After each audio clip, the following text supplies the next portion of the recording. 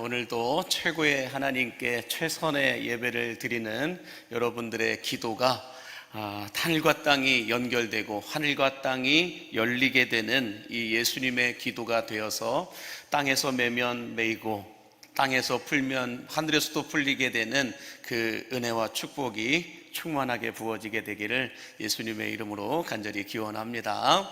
옆에 분에게 인사할 때 기도하면 하늘이 열립니다. 인사해 주세요. 네, 한 번 더요. 참말입니다.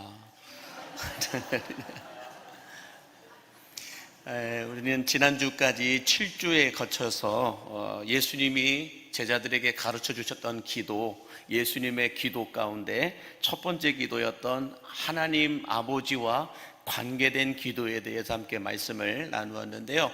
주기도문에 여러분들 구조를 보면은 총 크게 세 단락으로 나눠져 있습니다. 첫 번째 단락과 두 번째 단락과 세 번째 단락으로 나눠져 있는데 첫 번째 단락은 예수님의 첫 번째 기도이고 두 번째는 예수님의 두 번째 기도인데 이것을 좀 표로 제가 만들어 봤어요. 한번 보여주시면, 자, 예수님의 첫 번째 기도는 하늘에 계신 아버지와 관계된 기도이다라는 걸 알 수가 있습니다. 그래서 하늘에 계신 우리 아버지, 아버지의 이름을, 아버지의 나라가, 아버지의 뜻이 계속해서 아버지 하나님과 관계된 기도를 하셨던 것을 볼 수가 있습니다. 두 번째로 예수님의 기도는 이제 우리와 관계된 기도를 하고 있는 것을 볼 수가 있는데, 그래서 보시면 오늘 우리가 우리의 죄를, 우리를 시험에, 우리를 악에서 계속해서 우리와 관계되어 있는 기도를 말씀하고 있는 걸 볼 수가 있는데요.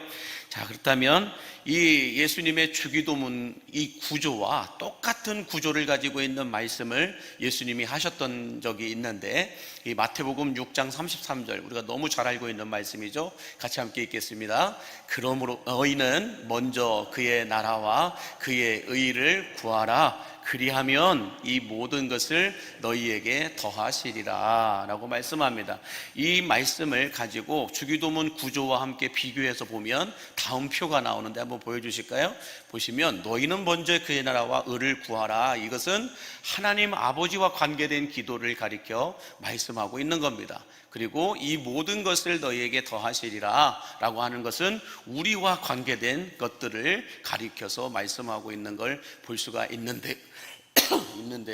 다 중요한 것은 여기에서 어떤 말씀이냐, 그리하면이라고 하는 말씀입니다. 우리 6장 33절 말씀을 다시 한 번만 띄워주시겠어요? 같이 함께 보겠습니다. 시작.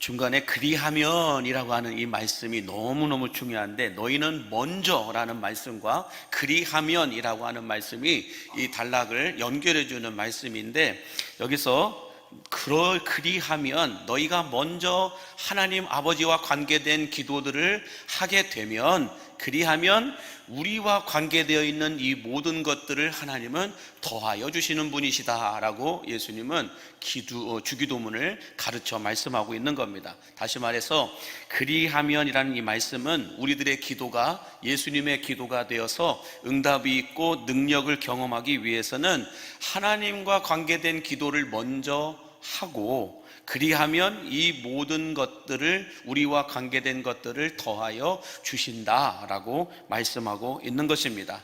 자, 그러면 우리와 관계되어 있는, 오늘부터는 우리와 관계되어 있는 기도는 어떤 것이었는지를 함께 나누어 보기를 원하는데, 우리와 관계된 기도 가운데 첫 번째, 오늘은 한 가지만 같이 말씀을 나누기 원하는데요. 우리 본문 11절 말씀을 같이 함께 읽겠습니다. 시작. 오늘 우리에게 일용할 양식을 주시옵고. 자, 이것을 헬라어 성경으로 같이 함께 읽겠습니다. 시작. 톤 아르톤 헤몬톤 에피우시톤 도스 헤민 헤메론 이라고 얘기합니다. 자, 무슨 뜻인지 이해가 되시죠? 네, 읽었잖아요. 톤 아르톤 헤몬톤 에피우시톤, 그리고 도스 헤민 헤메론이라고 하는 말, 이것은 오늘 우리에게 일용할 양식을 주옵소서라고 하는 헬라어 성경의 말씀인데, 여기서 우리가 집중해야 될 말씀은 가운데 있는 일용할 양식이라고 하는 말씀입니다. 일용할 양식이라고 하는 이 뜻을 보니까 이 동사로 좀 바뀌게 되면서 에피우시오스코스라고 다시 설명하고 있는 걸 볼 수가 있는데, 이것은 어떤 뜻이냐, 오늘 필요한 것, 그날에 우리가 쓸 것을 놓고 간구하고 기도하라 라고 말씀하고 있습니다. 다시 말해서 오늘 나에게 필요한 것, 그날 내가 써야 할 것들을 놓고 기도하라 라고 말씀하고 있는 겁니다. 그래서 예수님께서 제자들에게 일용할 양식을 놓고 기도하라 라고 말씀하신 이 말씀의 메시지는 무엇인가를 보니까 이렇게 설명할 수가 있어요. 한번 보여주실까요? 오늘 나에게 없어서는 안 되는 것을 놓고 너희는 기도하라. 좀 더 정확히 말씀드린다면, 오늘도 내일도 영원히 나에게 없어서는 안 되는 것을 놓고 너희는 기도하라. 이것이 일용할 양식, 이것을 얘기하고 있는 겁니다. 그래서 일용할 양식이라고 하는 것은 내가 먹는 것만 갖고 이야기하는 게 아니라는 거예요. 오늘도 내일도 영원히 내가 사는 동안 나에게 없어서는 안 될 것을 놓고 너희는 기도하라, 이렇게 말씀하고 있는 겁니다. 자, 그러면 오늘 나에게 없어서는 안 될 이 일용할 양식, 에피오시오스토스라고 하는 이 단어가 나오게 된, 쓰이게 된 경로가 어디서부터 쓰이게 되었는지를 제가 열심히 공부를 해봤더니요, 어디까지 올라가냐면 이스라엘 백성들의 출애굽에서 이제 나와 광야 생활에서부터 이 말씀이 쓰여지고 있는 걸 볼 수가 있습니다. 자, 이스라엘 백성들이 광야 40년 동안 생활할 때 매일매일 새벽마다 내렸던 것이 뭔가? 매일매일 새벽마다 내렸던 것이 뭐예요? 이슬인가요? 비가 내렸나요? 만나가 내렸습니다. 자, 이 만나가 내렸는데 이스라엘 백성들에게 이 광야 40년 생활 동안 새벽에 만나는 오늘도 내일도 이들에게서는 없어서는 안 될 생명줄과 같은 것이 만나였더라는 거예요. 출애굽할 때 가지고 나왔던 음식은 이제 얼마 가지 않아서 다 떨어져 버렸어요. 그러면 그 광야에서 아무것도 먹을 것도 없는 광야 이 돌짝밥밖에 없는데 거기에서 어떻게 먹을 것이 있을 수 있을까? 하나님이 새벽마다 내려주셨던 만나가 있었기 때문에 이들은 먹고 살 수 있었다라고 말씀하고 있는 걸 볼 수가 있습니다. 여기에서부터 이 에피오시오스토스라고 하는 이 일용할 양식을 주옵소서라고 하는 메시지가 시작되었는데, 오늘날 이 시대를 살아가고는 우리들에게도 여러분 없어서는 안 될 가장 중요한 문제, 생명줄과 같은 것이 있다고 한다면 무엇이 있을까? 그것은 뭐니 해도 머니가 아니고 뭐니 해도 먹고 사는 문제입니다. 뭐니 해도 먹고 사는 문제가 가장 우리에게는 중요한 문제이다라고 말해도 틀리지 않을 텐데, 이것을 현대인들은 밥심이라고 얘기합니다. 밥심이라고 얘기하는데, 그래서 민심은 밥심이고 밥심은 민심이다라고 말씀들을 하시기도 하십니다. 그래서 여러분 잘 한번 보세요. 밥심의 문제는 조용합니다. 근데 제가 대통령 선거에 나가는 건 아니에요. 여러분, 밥심의 문제가 해결되면 민심은 조용합니다. 그렇게 이해가 되시나요? 마찬가지로 교회도 그렇고 우리 영혼에 관한 문제도 마찬가지예요. 해결되면 우리 인생은 조용합니다. 교회도 마찬가지예요. 하나님의 말씀이 충만한 교회는 조용합니다. 육적인 배고픔이 있으면 그때부터 사람들은 예민해지고 민감해지고 신경질적으로 바뀝니다. 그러나 먹고 사는 것이 해결되게 되면, 든든하게 배가 부르면 사람들은 조용해지고 온순해지고 착해집니다. 그래서 우리나라 사람들이 그러잖아요. 어떤 중요한 문제를 해결하려면 뭐부터 하라고요? 밥부터 먹으라고요. 밥부터 먹고 회의를 하고, 밥부터 먹고 뭔 일을 하고, 밥부터 먹여놓고 뭘 하라고 얘기합니다. 이걸 밥심이라고 하잖아요. 그래서 밥과 관계된 이야기들이 우리 주변 생활 속에서 얼마나 많이 쓰는지 여러분도 알고 계시잖아요. 밥은 먹었니? 밥은 먹고 다니니? 밥 먹고 합시다. 다음에 밥 한 끼 먹자. 밥 먹자고 하는 일 아니냐? 뭐 이런 식으로 계속 밥과 관계된 이야기들을 하는 걸 놓고 볼 수가 있는데, 그래서 여러분, 밥심은 민심이다, 민심은 밥심이다, 이렇게 현대인들은 말하고 있는 걸 볼 수가 있습니다. 그래서 우리 육신에도 배가 고프면 뭘 해도 하기 싫어요. 뭘 해도 민감해집니다. 그러나 배가 든든하면 사람이 여유로워지고 온순해지고 착해진다고 말해요. 우리 마음도, 우리의 영혼도 마찬가지입니다. 하나님의 말씀으로 가득 채워져서 배부르면 우리 영혼이 여러분 착해집니다. 영혼이 온순해집니다. 교회도 마찬가지예요. 하나님의 말씀으로 충만한 교회는 조용합니다. 온순해지고요, 여유로워집니다. 그러나 말씀이 고갈된 곳들을 보면 예민해지기 시작합니다.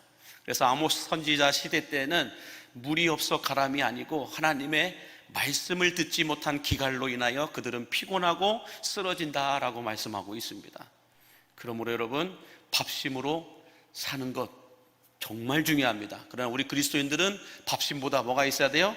하나님이 주시는 말씀, 주심이 있어야 할 줄로 믿습니다. 옆에 분에게 주심으로 삽시다 라고 인사해 주세요. 또 졸다가 드신 분은 주심으로 삽시다 하면 이 주를 마시라는, 이렇게 생각하시면 또 안 됩니다. 자, 그러면 밥심은 민심이다 라고 하는 성경에서 소개하고 있는 사건이 하나 있었는데, 요한복음 6장에 가서 보면 오병이어 사건이 있습니다.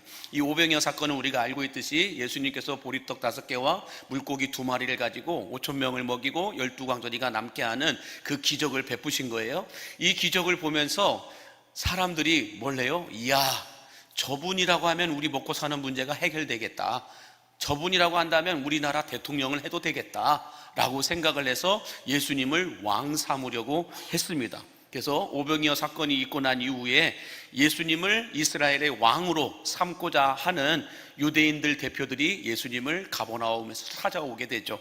자, 그러자 예수님께서 요한복음 6장 26절에서 예수님을 찾아온 그들을 향하여 이렇게 말씀을 하세요. 같이 함께 보겠습니다. 예수께서 대답하여 이르시되 내가 진실로 진실로 너희에게 이르노니 너희가 나를 찾는 것은 표적을 본 까닭이 아니요 떡을 먹고 배부른 까닭이로다 라고 말씀합니다. 너희가 여기까지 나를 찾아온 이유는 표적을 본 까닭이 아니라 너희가 그때 먹은 떡을 먹고 배부른 까닭이다 라고 말씀하고 있습니다. 자, 그러나 이 예수님을 이스라엘의 왕으로 삼으려고 했던 유대인들은 예수님의 이 말씀을 깨닫지도 못하고 들으려 하지도 않고 자신들이 하고 싶은 얘기만 합니다. 자신들이 하고 싶은 얘기를 하는데 그 얘기가 요한복음 6장 34절에 이렇게 말씀합니다. 같이 읽겠습니다. 그들이 이르되 주여 이 떡을 항상 우리에게 주옵소서라고 얘기합니다. 예수님이 너희가 표적을 보고 나를 찾아온 것이 아니고 떡을 먹고 배부른 까닭에 따라왔다라고 얘기했는데 그 말씀을 안 듣고 표적이고 멋이고 그런 건 안 들려요. 이 떡을 항상 우리에게 주옵소서라고 말씀하고 있는 겁니다. 자, 그런데 이 유대인들이 주여 이 떡을 항상 우리에게 주옵소서라고 말하는 이 말 속에는 불편한 꼼수가 하나 숨겨져 있습니다. 이게 뭐냐면 예수님은 은혜와 기적만 베푸십시오. 그러면 이스라엘 왕이 되고 이스라엘의 대통령이 되게 하는 것은 우리가 우리의 방법으로 알아서 다 할 테니까 예수님은 기적만 베푸시면 됩니다. 떡만 이렇게 계속 나오게 하면 됩니다. 이 얘기를 하고 있는 거예요. 하나님의 나라, 하나님의 뜻 이런 건 관심 없어요. 자신들의 나라, 자신들의 뜻을 이루기 위하여서 그들은 예수님에게 주여 이 떡을 항상 주옵소서라고 말하고 있는 거예요. 국민을 위한 나라 없어요. 자신들만을 위한 나라예요. 이 떡을 항상 내게 주옵소서라고 말하는 이 말 속에는 그 비밀이, 불편한 꼼수가 숨겨져 있는 거예요. 예수님이 말씀하신 하나님의 나라는 이런 것이다, 하나님의 뜻은 이런 것이다, 그래서 표적은 이런 것이다 이렇게 말씀하는데 표적도 관심 없고 하나님의 나라도 하나님의 뜻도 관심 없어요. 자신들의 나라, 자신들의 뜻을 이루기 위하여서 이 떡만 계속 만들어내십시오 이 이야기를 하고 있는 거예요. 자, 그러자 예수님께서 그 소리를 듣고 요한복음 6장 35절과 38절, 39절에서 이렇게 말씀을 하세요. 같이 함께 볼까요? 시작. 예수께서 이르시되 나는 생명의 떡이니 내게 오는 자는 결코 줄이지 아니할 터요 나를 믿는 자는 영원히 목마르지 아니하리라. 내가 하늘에서 내려온 것은 내 뜻을 행하려 함이 아니요 나를 보내신 이의 뜻을 행하려 함이니라. 나를 보내신 이의 뜻은 내게 주신 자 중에 내가 하나도 잃어버리지 아니하고 마지막 날에 다시 살리는 이것이니라. 자, 예수님이 알쏭달쏭한 아리까리한 말씀을 하십니다. 유대인들이 이 말씀이 무슨 뜻인지 깨달았을까요? 못 깨달았을까요? 못 깨달았어요. 예수님이 내가 생명의 떡이다 라고 말씀하시고 내가 하늘에서 내려온 이유는 이것 때문이다 라고 말씀하는데 유대인들은 그거 관심 없습니다. 다시 말해서 나는 너희들이 그렇게 이스라엘의 왕으로 만들려고 하지 않아도 이미 나는 만왕의 왕이고 너희들이 그렇게 먹고 사는 문제 때문에 힘들고 어렵다 한다 하지만 나를 믿고 나를 만나는 자는 영원히 목마르지 않고 줄이지도 않을 것이다 라고 하는 너무나도 알쏭달쏭한 말씀을 하신단 말이에요. 자, 그러자 이 유대인들이 이 예수님의 말씀을 듣고서는 어처구니가 없다라는 듯이 확 돌변합니다. 예수님을 왕 삼으려고 당신은 우리의 대통령이 되어 주십시오 라고 찾아왔던 사람들이 예수님이 하시는 말씀을 듣더니 갑자기 확 돌변해 버립니다. 그 이유는 뭘까요? 예수님은 허수아비 왕으로 세워놓고 자신들이 마음대로 움직이려고 했던 속마음이 들통난 거예요. 그러자 이들이 예수님을 향하여 요한복음 6장 41절과 42절에서 이렇게 속마음을 드러내버립니다. 한번 같이 볼까요? 시작. 자기가 하늘에서 내려온 떡이라 하심으로 유대인들이 예수에 대하여 수군거려 이르되 이는 요셉의 아들 예수가 아니냐? 그 부모를 우리가 아는데 자기가 지금 어찌하여 하늘에서 내려왔다 하느냐라고 말합니다. 조금 전까지만 해도 주여 이 떡을 항상 우리에게 주옵소서라고 예를 갖춰서 이야기했더니 이제는 자기들이 원하는 말을, 자기들이 원하는 행동을, 자기들이 원하는 뜻을 받아들이지 않으니까 뭐라고 해요? 이는 요셉의 아들 예수가 아니냐라고 바로 반말해버립니다. 바로 자기들보다 낮춰서 얘기를 해버려요. 예수가 아니냐. 우리가 그들의 부모, 그 부모를 알고 있거늘 이 사람이 어떻게 하늘에서 내려왔다라는 말도 안 되는 소리를 하고 있느냐, 이 이야기를 하고 있는 거예요. 자, 그러자 예수님의 이 메시아 되심을 어처구니가 없다라는 소리로 말을 하자 예수님께서 유대인들의 이 무시함과 비아냥거림을 듣고 다시 또 말도 안 되는 소리를 하십니다. 53절에서 55절에 보니까 이렇게 말씀을 하세요. 시작.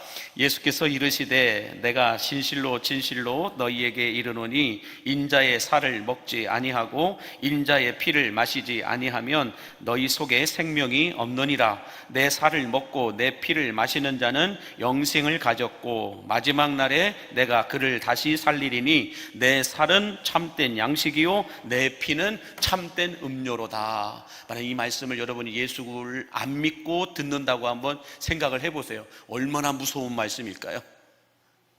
예수님을 믿지 않고 그냥 이 말씀을 액면가 그대로 받아들인다고 생각을 해보세요. 내 살을 먹고 내 피를 마시는 자마다 다시 살아나겠고 내 피는 참 음료이고 내 살은 참 양식이다. 얼마나 무서운 말씀이에요.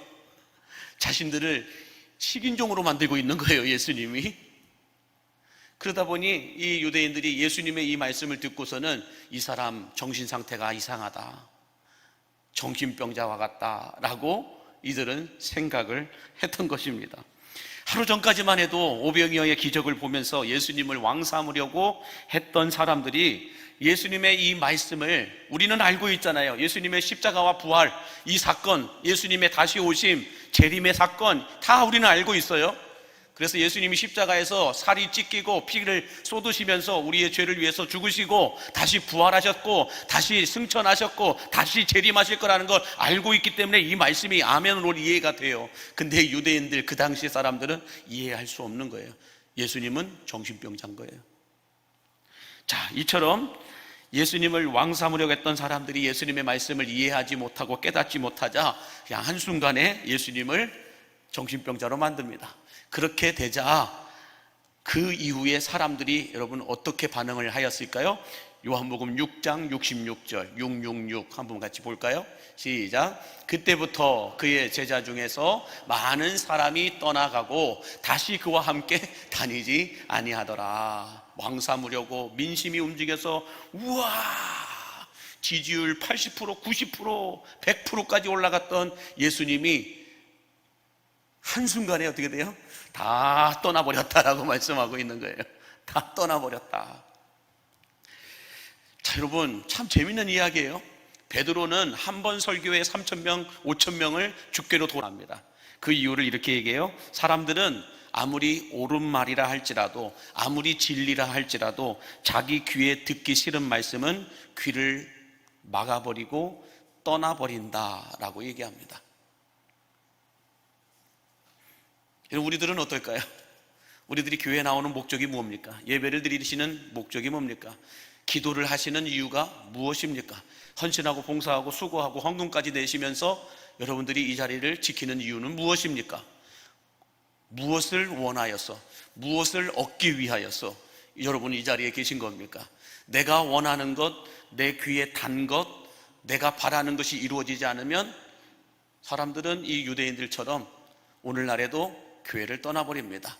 예수도 떠나버립니다. 떠나는 것으로 끝나지 않고 기독교 안티족들이 되어서 교회를 핍박하고 예수님까지도 핍박합니다. 그래서 탈기독교주의와 기독교 혐오주의가 너무나도 뿌리 깊게 내려져 있는 것을 볼 수가 있습니다. 왜 그럴까요? 그들이 하나님의 말씀을 깨닫지 못하고 듣지 않았기 때문에 그렇습니다. 자기들이 듣고 싶은 소리만 들으려고 했어요. 자기들이 원하는 것만, 주여 이 떡을 항상 우리에게 주옵소서. 주님, 내가 원할 때마다, 내가 기도할 때마다 이렇게 척척척척 도깨비 방망이처럼 만들어 내십시오. 그러면 내가 주를 위해 헌신하겠습니다. 그러면 내가 주일날 안 빠지겠습니다. 그러면 내가 헌금도 좀 하겠습니다. 이런 말하고 있는 거예요. 그런 분들은 하나님의 말씀이 나에게 불편한 말씀으로 다가오고 나에게 하는 불편한 이야기가 있다고 한다면 귀를 닫아버리고 나중에는 또 말씀하고 있는 것입니다. 자, 그러면 예수님은 그 당시 제자들과 또 이 시대를 살아가고 있는 우리들에게 오늘 또 내일 또 영원히 없어서는 안 될 일용할 양식을 놓고 기도하라 라고 말씀하고 계시는데, 그러면 여기서 예수님이 말씀하신 일용할 양식은 우리가 먹고 사는 만나, 먹고 사는 밥심만의 문제를 말씀하신 것이 아니라 다른 것을 말씀하고 계시는데, 그 말씀이 뭘까? 예수님이 말씀하신 일용할 양식은 무엇일까? 이것을 마태복음 4장 4절은 정확하게 이렇게 예수님께서 말씀하십니다. 같이 함께 읽겠습니다. 예수께서 대답하여 이르시되 기록되었으되 사람이 떡으로만 살 것이 아니요 하나님의 입으로부터 나오는 모든 말씀으로 살 것이라 하였느니라. 할렐루야. 이 세상은 밥심이 전부라고 얘기합니다. 밥심이 전부라고 얘기합니다. 그러나 예수님은 밥심으로만 사는 것이 아니라 하나님이 주시는 말씀의 힘으로 살아야 한다라고 우리에게 밥심, 육신의 밥심, 이것도 중요하게 여기지만 정말 중요한 것은 보이지 않는 하나님의 말씀의 힘, 말씀이신 예수 그리스도가 우리에게 절대적으로 필요하다라고 말씀하고 있는 겁니다. 많은 사람들이 쉽게 목숨을 끊습니다. 왜 그럴까요? 어떤 분들은 먹고 사는 문제가 힘들어서 목숨을 끊는 분들도 있다라고 말해요. 그렇지만 극소수입니다. 진짜 우리나라에 그 많은 사람들이 목숨을 끊고 있는 이유는 무엇이냐? 마음이 배가 고파서 그래요. 먹고 사는 육신의 배고픔이 아니라 마음의 배고픔, 영혼의 배고픔이 있기 때문에 그들은 목숨을 쉽게 내려놓는 거예요. 그러면 영혼의 배고픔은 무엇으로 채울 수 있을까요? 하나님의 말씀, 예수 그리스도만이 우리 영혼의 배고픔을 채울 수 있음을 여러분 믿으시기 바랍니다. 그러므로 오늘 또 내일 또 영원히 우리에게 필요한 건 새벽마다 내렸던 만나가 아니라 그 만나를 주셨던 하나님이 필요했던 것이라는 거예요. 이 시대에도 마찬가지예요. 먹고 사는 것보다 더 중요한 건 먹고 사는 문제를 해결해 주시는 예수 그리스도가 필요함을 믿으시기 바랍니다. 그 예수가 없이는 비록 이 땅에서는 편하게 살 수 있을지 몰라도 하늘에서는 영원한 지옥에서 불편하게 살아갈 수밖에 없다라는 거예요.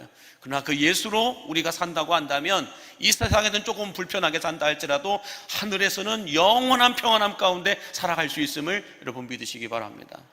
그래서 사람이 떡으로만 사는 게 아니라 이 말은 뭐예요? 떡도 필요하다라는 거예요. 떡도 필요하다. 그러나 뭐라고요? 떡으로만 살 것이 아니라 하나님의 입으로부터 나오는 모든 말씀으로 살 것이다 라고 말씀해주고 있는 것입니다. 그러므로 여러분 안에 하나님의 말씀으로 충만하게 되기를 바랍니다. 더 정확히 말씀드리면 예수로 충만하게 되기를 바랍니다. 예수로 충만할 때라야 여러분 우리는 오늘 또 내일 또 영원히 필요한 것들이 채워지게 되는 역사가 있음을 믿으시기 바랍니다. 예전에도 말씀드렸듯이 예수님을 도깨비 왕왕이라고 할 수는 없지만은 예수님은 우리의 필요를 시를 따라 때를 따라 공급해 주시고 채워주시는 분이심을 믿으시기 바랍니다. 구름기둥도 불기둥도 새벽 만나도 물줄기도 여러 가지 광야에서 필요한 모든 것들을 하나님은 이스라엘 백성들에게 다 공급해 주셨습니다. 하나님이 공급해 주셨던 그 어떤 눈에 보이는 기적, 눈에 보이는 떡, 이것을 구하지 말고 하나님을 구하라라고 말씀하고 있는 거예요. 마찬가지로 이 시대를 살아가는 우리들도 예수님이 주시는, 하나님이 주시는, 성령님이 주시는 그런 은혜와 축복과 선물을 바랄 것이 아니라 그 은혜와 축복과 선물을 주시는 하나님을 구하라는 거예요. 그 하나님이, 그 예수님이 우리 안에 있을 때라야 우리는 부족함이 없다라고 말씀할 수 있는 겁니다. 그러므로 바라기는 오늘 또 내일 또 우리에게 없어서는 안 될 것은 밥심만이 아니라 하나님의 말씀이 필요함을 깨닫고 오늘 또 말씀이 이끌어가는 삶, 예수님이 이끌어가는 삶, 말씀 앞에 머무는 삶, 예수님 앞에 머무는 삶, 말씀이 말씀하는 삶, 말씀 앞에 운명을 걸고 말씀 앞에 생명을 걸 수 있는 그 믿음의 사람들로 살아가실 수 있기를 예수님의 이름으로 축복합니다. 기도하겠습니다. 만복의 근원 되신 하나님, 사람이 떡으로만 살 것이 아니라 하나님의 입으로부터 나오는 모든 말씀으로 살 수 있음을 깨달아 알게 하여 주시어서 오늘 또 내일 또 우리에게 없어서는 안 될 하나님의 말씀 따라 하나님의 나라와 하나님의 뜻을 이루며 살아가는 우리 광림의 성도들 되게 하여 주옵소서. 예수님의 이름으로 축복하며 기도하옵나이다. 아멘.